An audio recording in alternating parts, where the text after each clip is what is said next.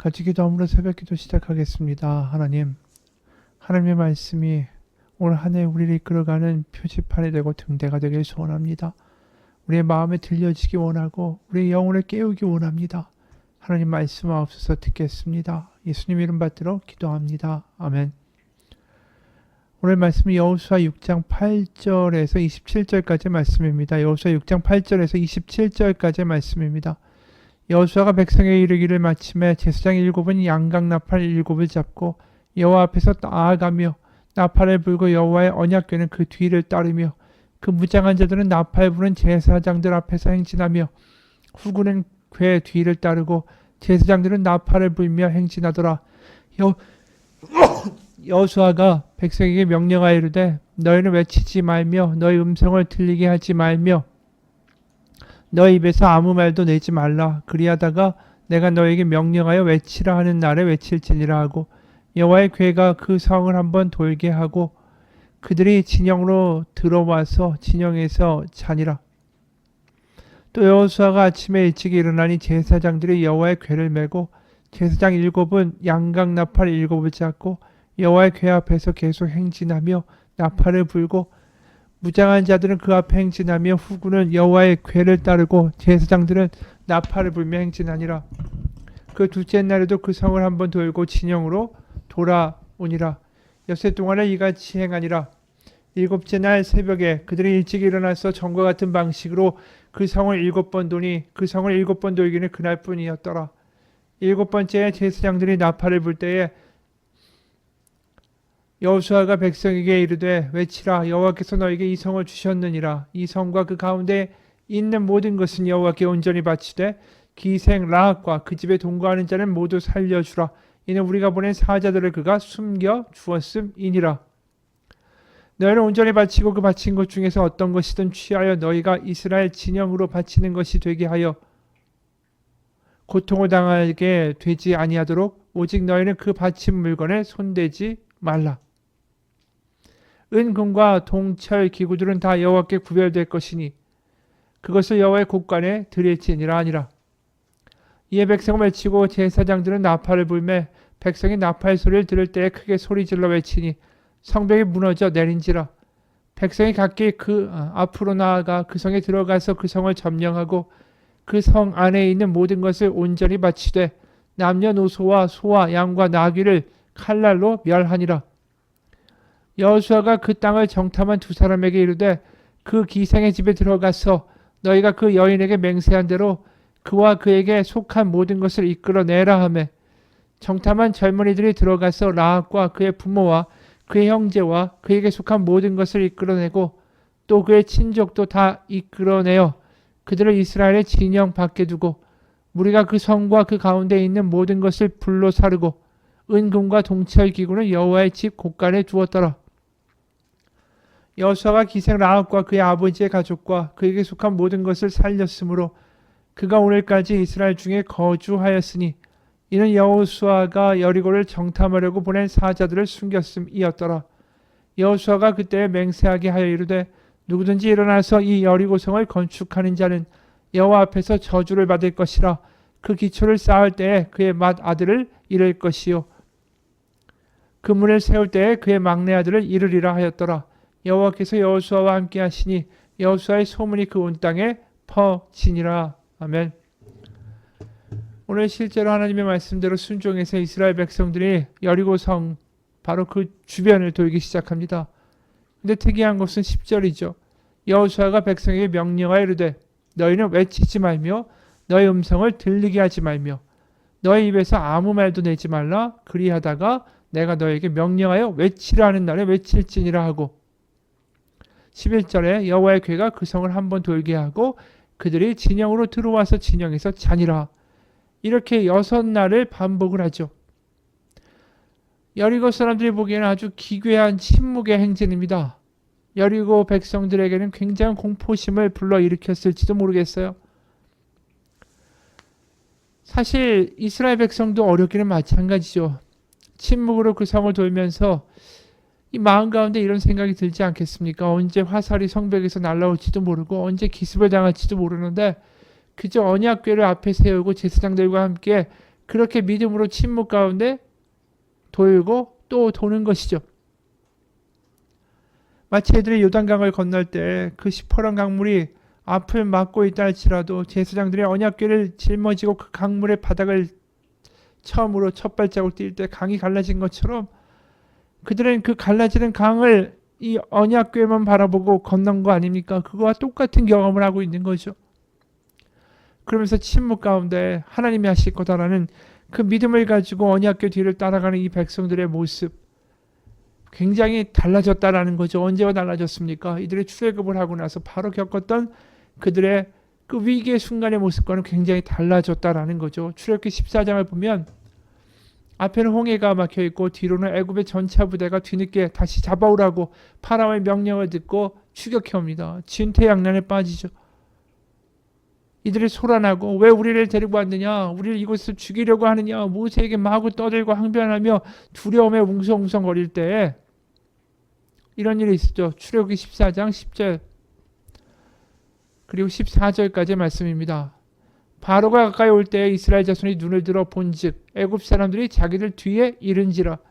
이스라엘 자손이 심히 두려워하여 여호와께 부르짖고 그들이 또 모세에게 이르되 애굽에 매장지가 없어서 당신이 우리를 이끌어내어 이 광야에서 죽게 하느냐? 어찌하여 당신이 우리를 애굽에서 이끌어내어 우리에게 이같이 하느냐?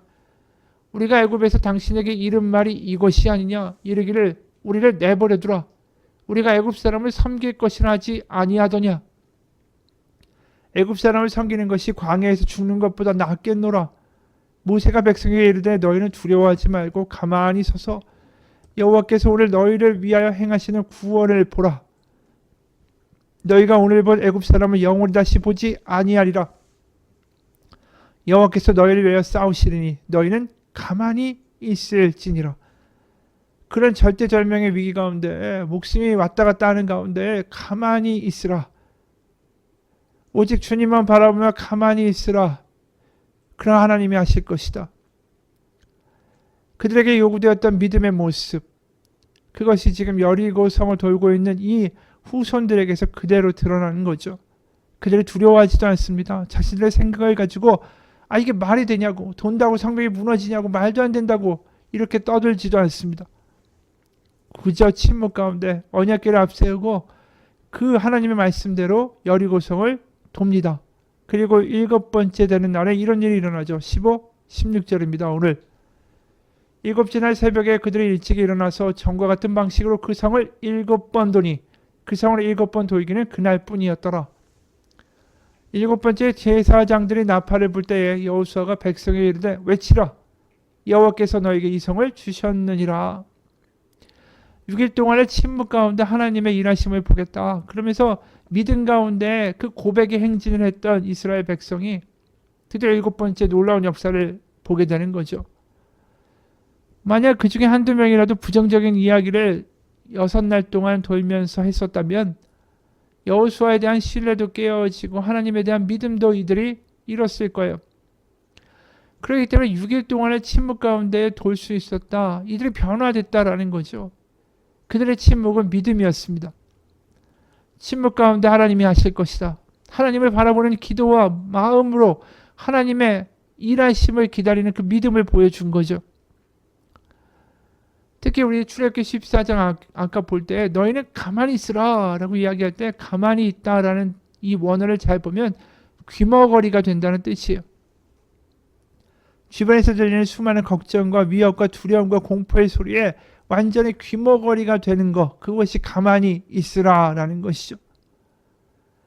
그러니까 세상의 소리와 세상의 어떤 위협과 걱정의 말들, 그게 아니라 그건 아예 안 들리고 하나님의 말씀과 하나님의 약속과 하나님의 음성만이 크게 들리는 것, 그럴 때 우리는 가만히 있게 된다라는 거 오늘 보게 되죠. 이스라엘 백성들이 그걸 경험하고 있는 거 아닙니까? 걱정과 어떤 의심의 소리가 아니라 하나님이 해주셨던 약속의 말씀만이 크게 들리는 거죠. 여러분, 우리가 침묵하고 가만히 있는다라는 게 대단한 믿음이에요. 어려운 일이 당하고 주변에 어려운 일들이 막 생기기 시작하고 위협과 바람과 풍파가 불 때에 가만히 있는다라는 것만큼 대단한 믿음이 없죠. 가만히 있을 수 있다는 건 우리가 어떠한 소리에 귀가 열려 있는가를 보여주는 것이기 때문입니다. 하나님에게 귀가 열려 있는가, 가만히 있을 수 있다는 거죠. 그렇게 침묵 가운데 믿음으로 행진했던 이 이스라엘 백성들이 여리고 성이 무너지는 것을 보게 되고, 그리고 라합의 일가만이 구원을 받게 됩니다. 그리고 18절에 보면 여리고에 대한 하나님의 분명한 명령이 선언되죠. 너희는 온전히 바치고 그 바친 것 중에서 어떤 것이든지 취하여 너희가 이스라엘 진영으로 바치는 것이 되게 하여 고통을 당하게 되지 아니하도록 오직 너희는 그 바친 물건에 손대지 말라, 가지고 오지 말라는 거예요. 그리고 19절에 은금과 동철 기구들은 다 여호와께 구별될 것이니 그것을 여호와의 곳간에 드릴지니라 하니라. 그리고 21절에는 그 성 안에 있는 모든 것을 온전히 바치되 남녀노소와 소와 양과 나귀를 칼날로 멸하니라. 싹 죽이는 거예요, 모든 생명체를. 그리고 모든 물건을 다 수거해서 개인이 갖지 않고 하나님 앞에 바치는 거죠. 이걸 헤렘이라고 원어로 부릅니다. 근데 왜 이렇게 잔인하게 싹 다 죽이는가? 짐승들은 좀 놔둘 수 있는 거 아닌가? 아이들은 좀 봐줄 수 있는 거 아닌가? 사실 이런 일이 일어났던 이유가 우리가 창세기 15장에 보면 아브라함에게 하나님이 이런 말씀을 일찌감치 하셨었죠. 창세기 15장 13절부터 16절입니다. 창세기 15장 13절에서 16절까지의 말씀이에요. 여호와께서 아브라함에게 이르시되 너는 반드시 알라. 너의 자손이 이방에서 객이 되어 그들을 섬기겠고, 이게 애굽에서 노예로 섬기는 거죠. 그들을 400년 동안 너의 자손을 괴롭히리니 그들이 섬기는 나라를 내가 징벌할지며 그 후에 너의 자손이 큰 재물을 가지고 나아오리라. 너는 장수하다가 평안히 조상에게 돌아가 장사될 것이요 너의 자손은 4대 만에 이 땅으로 돌아오리니 이는 아모리 족속의 죄악이 아직 가득 차지 아니함이니라 하시더니, 그러니까 400년 동안 이스라엘 백성들이 이 종살이를 하는 이러한 역사들이 있었다라는 거죠. 그 이유가 뭡니까? 오로지 하나 때문이었어요. 가나안에 살고 있는 아모리 족속의 죄악이 아직 가득 차 있지 않기 때문에 기다리라는 거예요. 거꾸로 말하면 하나님이 400년 동안에 계속해서 이 가나안에 있는 이 족속들이 돌이키기를 계속 바라셨다라는 거죠. 그래서 그 400년의 기다리심 때문에 애굽에서 이스라엘 백성은 정작 노예 생활을 했어야만 했고, 그러니까 하나님이 계속 기다리고 기다리시다가 결국은 이게 도대체 두고 보실 수가 없는 거죠.